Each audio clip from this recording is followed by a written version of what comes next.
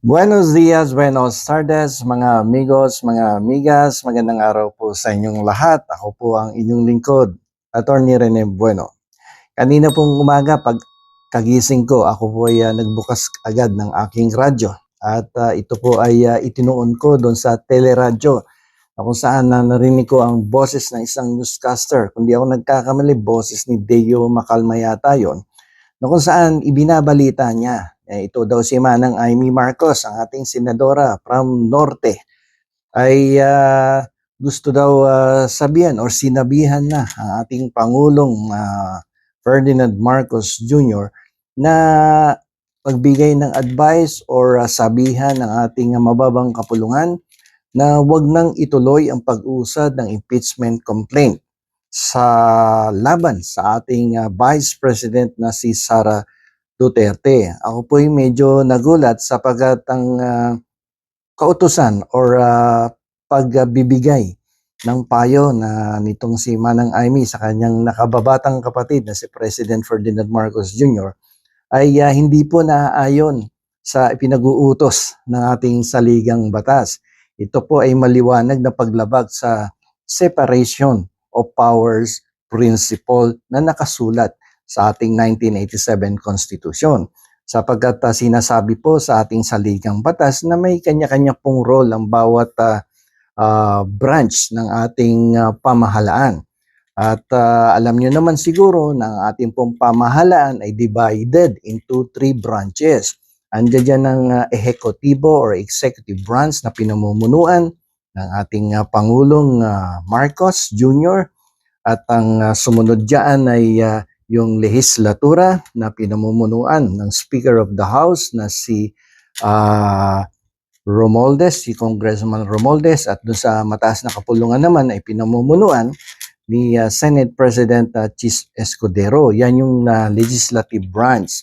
At yung pangatlo ay yung judiciary, no? At ito naman judiciary ay pinamumunuan ng Chief Justice ng Supreme Court. So, itong tatlong branches na to ay may kanya-kanya pong responsibilidad na ibinigay ang ating saligang batas. Ngayon, ibalik natin doon sa naging statement ni Manang Amy na kung saan sinabihan ang ating Pangulo na wag nang pahintulutan o wag nang ituloy ang pag-usad ng impeachment complaint laban kay Vice President Sara Duterte. So ito po ay pakikialam kung susundin ni President Marcos.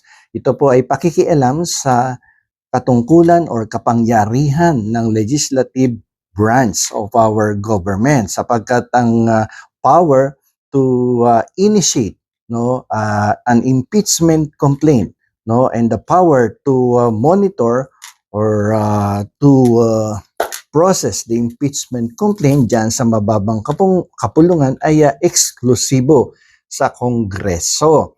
Di ba? Ang ating pong presidente ay wala pong kapangyarihan na makialam doon sa impeachment proceedings. Ako po yung nagtataka kung bakit sinasabi yan ni Manang Amy Marcos sa kanyang nakababatang kapatid. Abay, baka maipahamak niyo pa ang kanyang ang kanyang nakakabatang kapatid. Sapagkat pag yan po ay ginawa ni President Marcos, ay yan po ay malinaw na paglabag sa ating saligang batas. Alam niyo po ang ating pong 1987 Constitution ay nakabase po sa Principle of Separation of Powers. Pero hindi po sa lahat ng pagkakataon ay merong separation of powers sa three branches of the government. May mga instances kasi na kung saan pinapayagan na magkaroon ng sharing of powers or blending of powers. Na kung tawagin nga natin sa ating saligang batas ay the principle of blending of powers. Sapagkat minsan ay nakikita kasi ng ating saligang batas na minsan napiprevent o nagkakaroon ng hindrance sa isang epektibong sistema ng isang efficient and effective governance sa ating pamahalaan. So kung kaya't pinahintulutan sa ilang pagkakataon ang blending of powers. I-share ko sa inyo ang ilan sa mga sitwasyon na kung saan hindi na i-apply ang principle of separation of powers but what is being applied is the principle of blending of powers. Pagdating sa ehekutibo kasi, di ba, ang ating pong Pangulo ay may power to appoint, no, the members of the cabinet and other heads of government agencies. Pagdating po sa kabinete and other positions in the government, ang ating pong presidente na si Ferdinand Marcos Jr. ay pwede siya mag-appoint ng mga cabinet secretaries niya. Pero ito pong kapangyarihan na to ay hindi po absolute sapagkat ang lahat ng kanyang itinalaga or inappoint na miyembro ng kanyang cabinet ay subject to the confirmation of the Commission on Appointments. Ito pong Commission on Appointments ay isa pong joint committee, no, ng Kongreso na nanggagaling ang mga miyembro sa Senado at sa Kongreso. Kapag ang presidente po kasi ay nag-appoint ng member of the cabinet, ito po ay dumadaan sa isang proseso na kung saan binubusisi, nire-review ang qualifications ng in-appoint ng presidente. At kapag ito ay hindi pumasok doon sa standards, no, of qualifications, ang ating pong Commission on Appointments na kinabibilangan na mga miyembrong galing sa Senado at sa Kongreso ay may kapangyarihan na i-revoke or i-disapprove ang appointment na ibinigay ng ating Pangulo. So dito makikita natin yung shared responsibilities in the appointment of the members of the cabinet at makikita natin dito yung checks and balances, no, na upang maiwasan yung abuse of authority, abuse of power na hindi basta-basta kung sino-sino na lamang ang itinatalaga na miyembro ng gabinete ng ating presidente. At ang isa pa ay yung pagpasa ng batas, no, pagdating naman sa lehislatura. Alam naman natin na ang pagpasa ng batas o pag-enact ng laws ay isang kapangyarihan na eksklusibo sa Legislative Department. Pero ito pong pag-enact, no, pag-propose ng mga bill sa Kongreso ay dumadaan po yan sa presidente. Kapag yan po na-certify na ng House of Representatives, Speaker of the House at ng Senate President, yan pong proposed bill na yan ay iniaakyat sa ating presidente. At yan po ay nire-review, pinag-aaralan ng ating presidente at kung siya po ay hindi sumasang-ayon doon sa proposed bill, may kapangyarihan ang ating Pangulo na i-veto. Yun yung power to veto the bill, no? Veto power of the president. Diyan ay pwede niyang gamitin yung kapangyarihan niyan na kung sakasakaling hindi siya sumasang-ayon sa proposed bill ay pwede niyang i-reject, i-disapprove or i-veto ang isang proposed bill at itong bill na to ay babalik uli sa Kongreso. Ngunit hindi po dyan natatapos ang kwento sapagkat ang ating namang lehislatura kung sila ay naniniwala na dapat magkaroon ng isang batas na katulad ng kanilang ipinasa ngunit kinontra ng presidente, by two-third votes of the House of Representatives ay pwede pong ma-override ang veto ng ating presidente. So kung makikita nyo, no, ang ganda ng checks and balances, no, talagang balansyado ang kapangyarihan ng bawat ahensya ng gobyerno.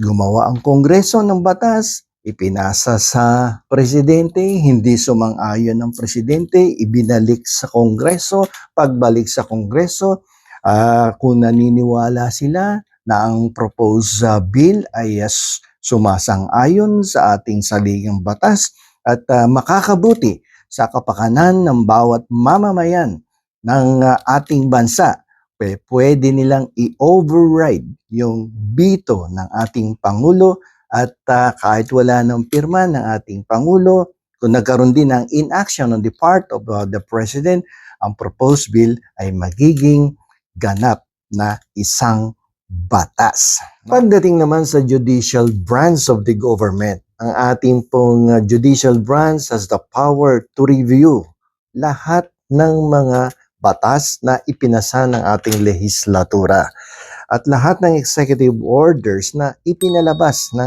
ating Pangulo. Kapag may nagpetisyon po sa Korte Suprema at kino-question ng mga batas na ipinasa ng ating Kongreso or mga executive orders na ipinalabas ng ating Pangulo, ang ating pong Korte Suprema has the power to review these laws and if found to be contrary to the provisions of the 1918 and 1987 Constitution, the Supreme Court has the power to declare these laws and executive orders unconstitutional. So pag na-declare ng unconstitutional ang batas at isang executive order, hindi po yan pwede nang ipatupad. No? Itatabi na yan at itatapon na yan sa basura sapagkat yan ay hindi nakakabuti sa kapakanan ng ating mga mamamayan. So kung papansinin niyo, napakaganda yung blending of powers principle na parang lumalabas na isang sitwasyon na nagiging exemption dun sa principle of separation of powers. At kung bubuin mo ay sumasang-ayon doon sa principle of checks and balances. So kung pag-aaralan niyo po ang mga different principles sa ating constitution, napakaganda po ng sistema sapagat ito ay pinopromote niya yung efficiency, accountability, and flexibility sa ating pamahalaan upang magkaroon ng isang effective governance sa ating pamahalaan. So going back doon kay Manang Aimee, so hindi pa pwede yun na uutusan mo ang presidente o sasabihan mo ang presidente na utusan ng ating lehislatura na huwag ituloy ang pag-usad ng impeachment complaint sa mababang kapulungan sapagkat yan po ay malinaw na pagsuway sa separation of powers at yan po ay hindi nakasaad sa principle of blending of powers at lalong-lalo na hindi ito pumapatak sa principle of checks and balances. So sana po kayo po ay may natutunan sa aking vlog, no, sa episode na to. At sana parang isang balato, paki-subscribe po sa aking channel. So hanggang dito na lamang po. Ako po ang inyong lingkod, Attorney Rene Bueno.